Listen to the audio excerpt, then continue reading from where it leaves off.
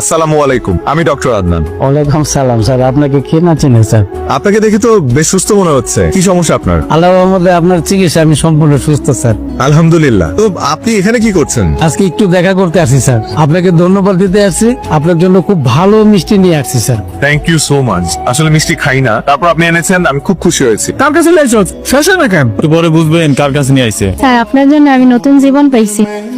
Sir আপনি পা ধরে সালাম করতে চাই। না না প্লিজ, এগুলো করবেন না প্লিজ। দেখুন, আমি একজন ডক্টর, একজন সেবক। আপনাদের সেবা করা আমার কর্তব্য। ডাক্তার সাহেব, আমি এখন তাহলে কি ওষুধ খাবো? আপনাকে আপাতত কোনো ওষুধ খেতে হবে না। আপনার যেটা করতে হবে সেটা হচ্ছে মানে আপনার জীবন যাপন চেঞ্জ করতে হবে। আপনারা জানেন একজন রোগী সুস্থতার পিছনে তার সবচেয়ে বড় ভূমিকা কি? জানি ম্যাডাম, মনোবল। Very good. ওনার পেশাটা মাপতো। কি অবস্থা এখন আপনার ছেলের? খাওয়া দাওয়া ঠিক মতো করে? রিপোর্টও ভালো। এই তুমি ফাইলটা মাপতো। কি অবস্থা চাচা, কেমন আছেন? শ্বাস নিতে কষ্ট হয়? ঠিক আছে চাচা, আপনি ঘুমান তাহলে। শরীর ভালো আগের চেয়ে? ওনার যে সমস্যা ছিল, উনি যাই খেত ওনার বুক জ্বালা পোড়া করতো, অ্যাসিডিটি ফর্ম করতো আর বমি হয়ে বের হয়ে যেত। এটাকে মেডিকেল টার্মে কি বলে? Gastrointestinal disease. The clinical symptoms of this disease are abdominal pain, repeated diarrhea. আমার কথা তাহলে তোমার মনেও পড়ে? তোমার কি মনে হয় মনে পড়ে না? মনে পড়ে না। পেশেন্ট দেখতে আসছিলে নিশ্চয়ই, হুট করে আমার সাথে দেখা হয়ে গেল। তার মানে তুমি কি বলতে চাও, প্রফেশনাল লাইফের বাইরে আমার পার্সোনাল লাইফ বলে কিচ্ছু নেই? তোমার সাথে পরিচয় হওয়ার পর থেকে তো তাই দেখে আসছি। ম্যাডাম, তাহলে আমাদের প্রেম হলো কিভাবে বলেন তো? ভুলে গেছেন?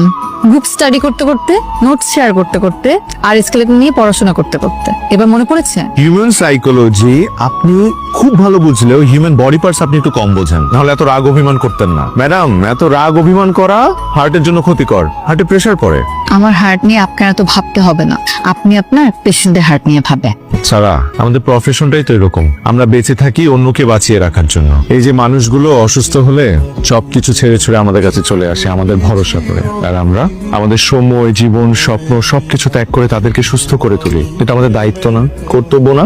আন্দান, আমি জানি তুমি তোমার প্রফেশনে কতটা ডেডিকেটেড, এটা আমার চেয়ে ভালো আর কেউ জানে না। I always feel proud of you. আমার আর কিচ্ছু লাগবে না, আমাকে শুধু ভালোবাসলেই চলবে, বাকিটা আমি সামনে নিব।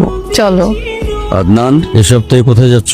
শিবপুর নামে এক থানায় যাচ্ছি। ওখানকার চিকিৎসা ব্যবস্থা নাকি খুবই খারাপ। ভালো ডাক্তার যায় না, হসপিটাল একটা আছে, ওটা না থাকার মতোই। মানুষজন নাকি খুব কষ্টে আছে। তোমার নিজের গ্রামের মানুষ তো আরো বেশি কষ্টে আছে। চিকিৎসার জন্য ওদেরকে শহরে যেতে হয়। অবহেলায় রোগ পুষে রেখে দিনকে দিন মারা যাচ্ছে। আর যেহেতু আমি ওই গ্রামের ছেলে, তারা আমাকে ফোন করে প্রায় বলে যে আমার ছেলে এত ভালো ডাক্তার, অথচ তাদের জন্য কিছু করছে না। বাবা, আমি তো মানুষ একটা, কত দিকে যাব? সপ্তাহে 6 দিন হসপিটালে ডিউটি করি, একদিন ছুটি পাই। সেই একদিনও আমি বিভিন্ন জেলায় ঘুরে বেড়াই সুবিধা বঞ্চিত মানুষদের সেবা দেওয়ার জন্য। তুই কথা বলতে বাবা, আমি তো শুধুমাত্র আমার গ্রামের মানুষদের জন্য ডক্টর হইনি। আমি আমার সামর্থ্য অনুযায়ী দেশের মানুষদের সেবা করে যেতে চাই। তারপরে বাবা, তুমি যেহেতু